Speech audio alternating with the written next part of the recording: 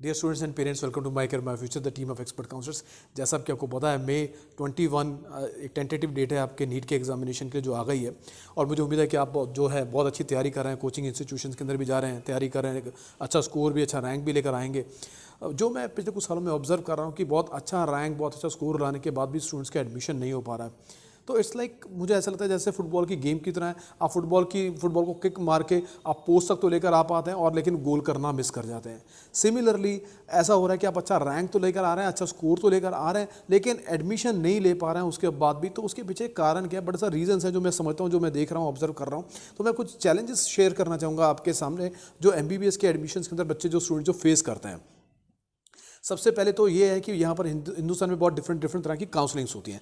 All India कोटे की counselling, deemed universities की काउंसलिंग, सेंट्रल यूनिवर्सिटीज़ की काउंसलिंग, उसके बाद स्टेट की काउंसलिंग। अब ये इतनी सारी काउंसलिंग क्या है, क्यों है? एक सबसे बड़ा तो पहला चैलेंज तो यही आता है कि इतनी सारी काउंसलिंग के बारे में समझना, फिर उनके प्रोसीजर के बारे में समझना। प्रोसीजर के बारे में जैसे ऑल इंडिया कोटे की जो काउंसलिंग होती है वो 15% गवर्नमेंट कॉलेजेस के लिए होती है। मतलब पूरे हिंदुस्तान में जितने भी गवर्नमेंट कॉलेजेस हैं उनकी 15% सीट के लिए पूरे हिंदुस्तान के स्टूडेंट जो हैं ऑल इंडिया कोटे की काउंसलिंग में पार्टिसिपेट करते हैं। क्यों? क्योंकि सबकी इच्छा ये होती है कि उसको गवर्नमेंट कॉलेज मिले, तो जिसके लिए वो compete करते हैं। अच्छा, उसके बाद उस स्टेट के जो बचे हुए 85% सीट्स हैं उस किसी भी गवर्नमेंट कॉलेज की, तो उसके लिए उस स्टेट के जो स्टूडेंट्स हैं वो पार्टिसिपेट करते हैं, उनका हक बनता है।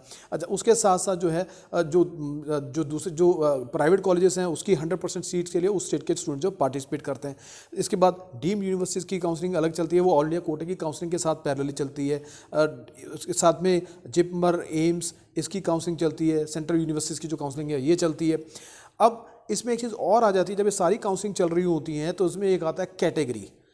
बॉस, अब कुछ जो स्टूडेंट्स होते हैं एक स्पेशल कैटेगरी से बिलोंग करते हैं, OBC, SC, ST इन कैटेगरी से बिलोंग करते हैं, तो उनके लिए कौन सी काउंसलिंग में उनको उन कैटेगरी का बेनिफिट मिलेगा, कौन सी कैटेगरी का बेनिफिट, कौन सी काउंसलिंग में बेनिफिट नहीं मिलेगा, एक क्वेश्चन मार्क ये लग जाता है। एक चैलेंज समझने के लिए ये होता है।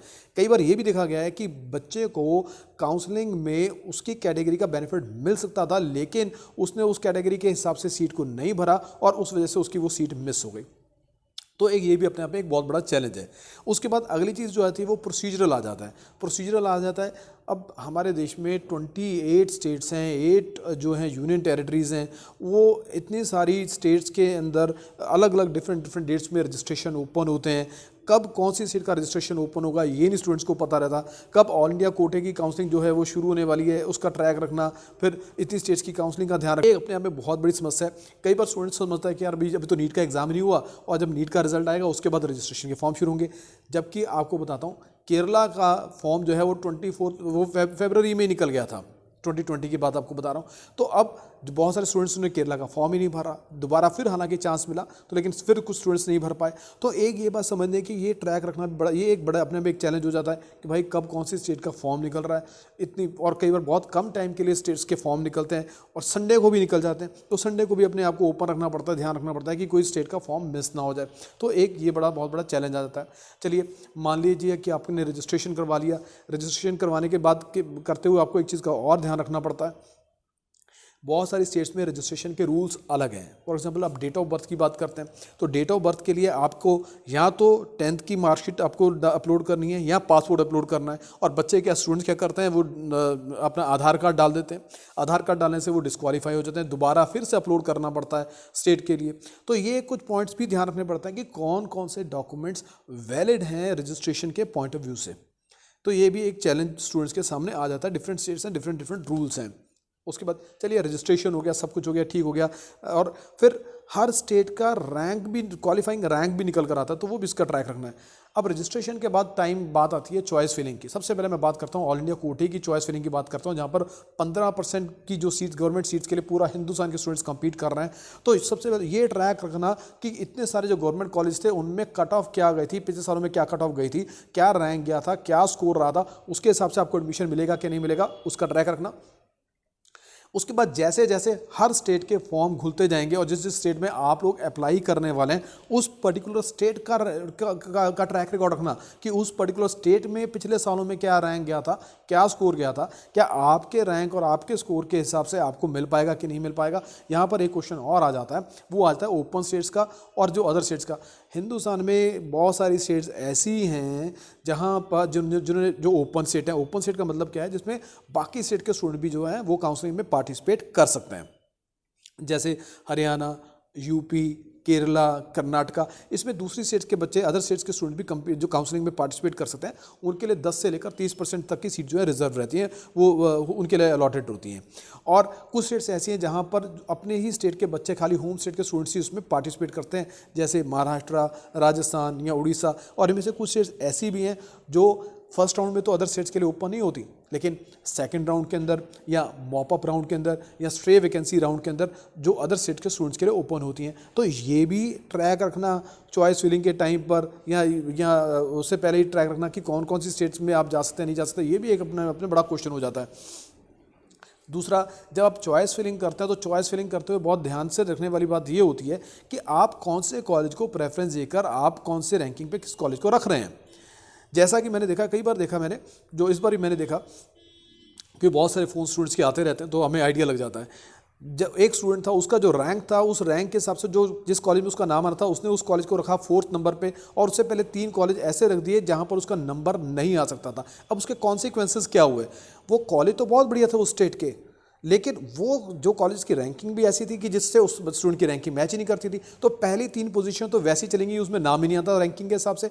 4th में जिसमें नाम आना था, उसका नंबर 4th करने से क्या हुआ कि उसकी प्रोबेबिलिटी चांसेस स्टूडेंट ने वैसे ही कम कर दी। तो जो एडमिशन के जो चांसेस थे, वो जो होने वाले चांसेस तो वो भी उसके कम हो गए। तो ये भी एक बहुत बड़ा चैलेंज है, आपको ध्यान रखना कि कौन से नंबर पे कौन से कॉलेज को रखना है। अच्छा, जब आप ये रजिस्ट्रेशन प्रोसेस हो गया, ये सारा प्रोसेस हो गया, फिर ये प्रोसेस रिपीट होगा पहले राउंड की, क्योंकि काउंसलिंग भी काउंसलिंग में कितने राउंड होंगे? हर काउंसलिंग में फर्स्ट राउंड, सेकंड राउंड, फिर मॉप अप राउंड, फिर स्ट्रे वैकेंसी राउंड। तो जितने राउंड होंगे, उतनी बार आपको चॉइस फिलिंग करते हुए सारी एक्सरसाइज को दोबारा करना पड़ेगा, दोबारा ध्यान देना पड़ेगा, जो अपने आप में बहुत टीडियस, बहुत चैलेंजिंग टास्क है। ड्यूरिंग दी एमबीबीएस प्रोसेस मैंने देखा एमबीबीएस के एडमिशन चल रहे हैं, और बीच में क्या होता है जी, नोटिफिकेशन चल रहे हैं, स्टेट के नोटिफिकेशन चल रहे हैं, और नोटिफिकेशन चल रहे हैं। नोटिफिकेशन किस चीज़ के चल रहे हैं? रूल्स बदल गए, फीस बदल गई, उसके अलावा कुछ ऐसी चीज़ें आ गई जिससे पूरा सिस्टम ही बदल गया। मैं आपको लाइव एग्जाम्पल के साथ बात करता हूँ, 2020 के एडमिशन्स के दौरान की बात करता हूँ। 15 नवंबर 2020 was the last day. Kerala का एक एग्जांपल लेके बात कर रहा हूँ, जहाँ पर केरला में चॉइस फिलिंग का और चॉइस लॉक करने का लास्ट डे था 15 नवंबर। सारे स्टूडेंट्स ने चॉइस फिलिंग कर दिया, चॉइस लॉक कर दिया। 16 तारीख को एक नोटिफिकेशन आता है कि कॉलेज की जो फीस है वो रिवाइज कर दी गई। अब आप इमेजिन कीजिए, अब आपको बताता हूँ इसका कॉन्सिक्वेंसेस क्या रहे। जब स्टूडेंट चॉइस फिलिंग करता है, वो खाली रैंक और स्कोर नहीं देखता है, रैंक स्कोर के साथ साथ वो ये भी देखता है कि उसके बजट में वो कॉलेज आता है कि नहीं आता है, वो उसकी फीस अफोर्ड कर पाएगा कि नहीं कर पाएगा। और जब पता लगा कि जिस कॉलेज में जिस कॉलेज की फीस उसने जो कॉलेज भरा था, उसकी फीस डबल से भी ज़्यादा बढ़ गई, जो उसकी अफोर्डेबिलिटी से आप बाहर निकल गया। अब अगर वो कॉलेज निकल भी आएगा तो वो कॉलेज स्टूडेंट के लिए बेकार है, वो एडमिशन ले ही नहीं पाएगा, फीस बढ़ गई। फिर 18 तारीख को एक दोबारा रिवाइज नोटिस हुआ, फीस का रिवीजन आया। उसके बाद उन्होंने लकीली एक दिन का टाइम दिया कि जिस फीस के वजह से जो स्टूडेंट्स की जो चॉइसेस गलत हुई हैं, वो 19 को दोबारा भर सकते हैं। लेकिन अब क्या है, एक दिन का 19 तारीख का चांस मिल रहा है जिसमें बच्चे को दोबारा से चॉइस फिलिंग करनी है। अब एक दिन के अंदर उसको पूरा जो उसका अपना होमवर्क है, जो चॉइस फिलिंग का प्रोसेस है, उसको दोबारा रिपीट करना है, दोबारा उसको एनालिसिस दोबारा करना है, विच इज़ वेरी टीडियस और बहुत कॉम्प्लिकेटेड है। बच्चा फिर आखिर में गिव अप कर देता है, रैंडमली जो है डाल देता है, कुछ भी डाल देता है, और उससे होता क्या है कि आखिर में उसके जो कैरियर है, जो उसका जो साल है, वो नुकसान हो जाता है, एडमिशन नहीं मिल पाता। नाउ मैं इन सारी चीज़ों में एक चीज़ जो ऑब्जर्व करता हूँ और जो देखता भी हूँ, और मैं आपसे वो शेयर करना चाहता हूँ। If I enter in like students shoes, तो मैं जब स्टूडेंट्स की तरफ आके देखता हूँ, तो स्टूडेंट्स को मैं देखता हूँ उसकी जिम्मेदारी क्या है।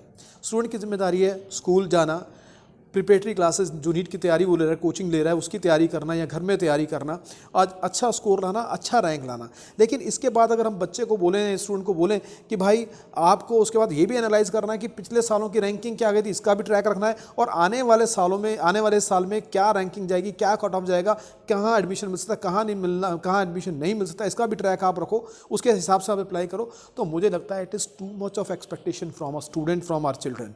ये इनजस्टिस है उन बच्चों के साथ, तो ये गलत है। ओके, चलिए अगर वो नहीं करेंगे तो चलो पेरेंट्स की तरफ चलते हैं। If we step into parents shoes, तो वहाँ पर बात करते हैं अब पेरेंट्स, आपको पता है आजकल महंगाई का ज़माना है, डबल इनकम है, पेरेंट्स जो दोनों हैं वो वर्किंग है और डबल इनकम की ज़रूरत है। अब जो दोनों प्राइवेट ऑफिस में काम करते हैं, सुबह से लेकर रात तक काम करते हैं, वापस आते हैं, घर का काम भी देखना है, घर की चीज़ें भी देखनी है, इन सब के बीच में अगर हम पेरेंट्स को ये जिम्मेदारी दें कि भाई आप एनालाइज कीजिए, पिछले सालों के देखिए, चेक कीजिए और आने वाले टाइम के लिए देखिए, तो ये पेरेंट्स के लिए भी बहुत टफ है इतना टाइम स्पेयर कर पाना। Now the golden question arises, who would do it? neither student nor parent who would do it. This is a $1 million question. तो यहाँ पर there is the role of some professional companies, professional agencies, professional counselors comes in the picture. Company like जैसे हमारी company है my career my future, हमारी company जो है बहुत, we have rich experience of counselling, we have rich experience of experts जो हमारे साथ जुड़े हुए हैं, जिनका काम है इस चीज़ों को एनालिसिस करना, पिछले साल के डाटा को ट्रैक करना और आने वाले साल के लिए जो क्या एक्सपेक्टेड रैंक्स जा सकते हैं उस सारी चीज़ों को एनालाइज करना।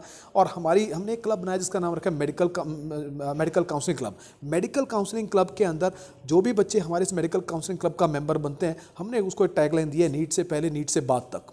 नीट से पहले नीट से बाद तक का मतलब क्या है कि जब वो बच्चे हमारे मेडिकल काउंसलिंग क्लब का मेंबर बनते हैं, सबसे पहले उनका सारा स्ट्रेस जो है एक तरह से वो अपना आउटसोर्स कर देते हैं, हमारे को दे देते हैं। वो सारा स्ट्रेस, सारा बर्डन पेरेंट्स का, स्टूडेंट्स का, इस पर्टिकुलर एरिया का हम ले लेते हैं। उसमें हम नीट से पहले क्या करते हैं, जो भी हमारे साथ बड़े अच्छे एकेडमिशियंस एसोसिएट हैं जिनका अपना नीट एग्जामिनेशन का, नीट की कोचिंग का बहुत अच्छा एक्सपीरियंस है, वो मॉक टेस्ट तैयार करते हैं। वो मॉक टेस्ट हम स्टूडेंट्स को हर महीने देते हैं, जिससे वो हालांकि अपने इंस्टीट्यूशंस में तैयारी करते हैं, लेकिन हमारे मॉक टेस्ट भी उनको एक एड ऑन वैल्यू देते हैं, उनको फ़ायदा मिलता है स्टूडेंट्स को। इसके साथ साथ नीट के एग्ज़ाम के लिए कुछ टिप्स आती हैं जो ड्यूरिंग दिस पीरियड, टिप्स भी उन एकेडमिशियंस की तरफ से आते हैं जो हम उन बच्चों के साथ शेयर करते हैं, जो उनकी बहुत हेल्प करती हैं।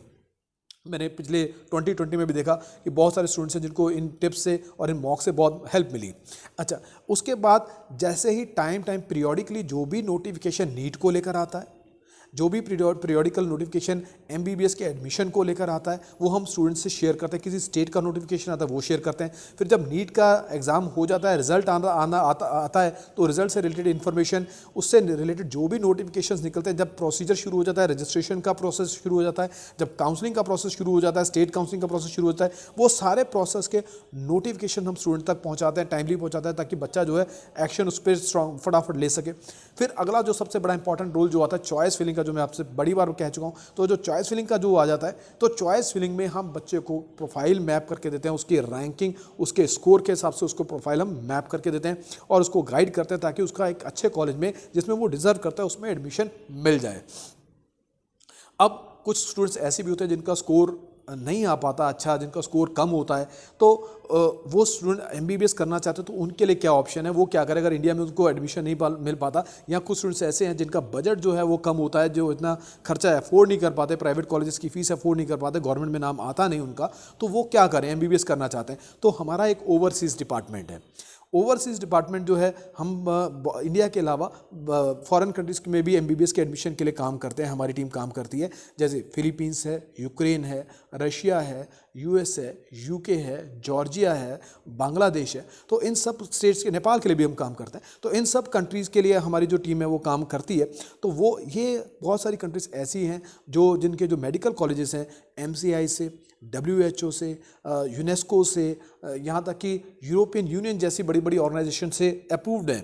तो आप समझ सकते हैं कि इतनी बड़ी बड़ी ऑर्गेनाइजेशन से अप्रूव होने का क्या फ़ायदा है। बड़ी हाई स्टैंडर्ड की एजुकेशन रहती है वहाँ पर। जो फैकल्टी मेंबर्स भी हैं USA से, UK से, कनाडा से गेस्ट फैकल्टी मेंबर्स आते हैं, लेक्चर लेने के लिए आते हैं, और वहाँ से बच्चे पढ़ने के बाद जो है फॉरेन कंट्रीज़ में भी जॉब करने के लिए जा सकते हैं। तो बहुत हाई स्टैंडर्ड ऑफ एजुकेशन है। और सबसे बड़ी बात है कि सारी हाई स्टैंडर्ड ऑफ एजुकेशन जो है वो इंडिया के प्राइवेट कॉलेजेस के आधे खर्चे में वहाँ से बाहर आप कंप्लीट कर सकते हैं। वहाँ अब एक नया रूल ये आ गया कि जो स्टूडेंट इंडिया में एजुकेशन MBBS कर रहा है या वो बाहर MBBS कर रहा है, उसको अगर इंडिया में प्रैक्टिस करनी है तो उसको एग्जिट टेस्ट जो देना पड़ेगा। तो ये चीज़ क्लियर सबके लिए बराबर होने के बाद बाहर जाने के लिए भी स्टूडेंट्स के बहुत इंटरेस्ट आना शुरू हो गया है। तो मैं आप लोगों को इसलिए कहना चाहूँगा कि आप MCC हमें ज्वाइन कीजिए, ताकि हम आपको इंडिया के कॉलेज के लिए भी और ओवरसीज़ के कॉलेज के लिए सबके लिए आपको गाइड कर पाएँ। हमारे चैनल को जरूर सब्सक्राइब कीजिएगा ताकि हमारे आने वाले वेबिनार्स को आप अटेंड कर पाएँ, उसकी इन्फॉर्मेशन आप तक पहुँच पाए। हमारे मेडिकल काउंसलिंग क्लब को जरूर ज्वाइन कीजिए ताकि जल्दी से जल्दी अगर आप मेडिकल काउंसलिंग क्लब को ज्वाइन करेंगे उतनी ही जल्दी आप तक ये सारे इन्फॉर्मेशन जो आप तक पहुँचनी शुरू हो जाएगी, जो आपको बहुत मदद करेगी, बहुत हेल्प करेगी। आप हमारे पुराने वीडियोज़ देखिएगा, जो स्टूडेंट्स हमारे पास पहले जो मेडिकल काउंसलिंग क्लब के मेंबर थे उनको इन चीज़ों से कैसे बेनिफिट मिला। बहुत सारे स्टूडेंट्स ऐसे भी थे जिनके नंबर बड़े रीजनेबल थे, स्कोर बड़े रीजनेबल थे, लेकिन उसके बावजूद उनको गवर्नमेंट कॉलेजेस मिले हैं हमारी काउंसलिंग क्लब की वजह से। तो हमारे चैनल को सब्सक्राइब कीजिएगा और इसके साथ साथ चैनल को सब्सक्राइब करने के साथ साथ आपको फ़ायदा ये भी होगा, हमारे अभी बहुत जल्दी हम टिप्स वगैरह भी शुरू करने वाले, सीरीज़ भी शुरू करने वाले हैं, वो उसको आपको बेनिफिट मिलेगा। तो इस वीडियो को आखिर तक देखने के लिए बहुत बहुत धन्यवाद। हमारा अल्टीमेट गोल ये है कि हम जो बॉल है उसको गोल तक पहुंचाएं, सिर्फ पोस्ट तक ना पहुंचाएं। आपका जो रैंक है, आपका जो स्कोर है, उसे रैंक और स्कोर, अच्छा रैंक और स्कोर ही ना रह जाए, उस रैंक और स्कोर से हमें आपको अच्छे कॉलेज में एडमिशन दिलाना, ये हमारा गोल है। Thank you very much.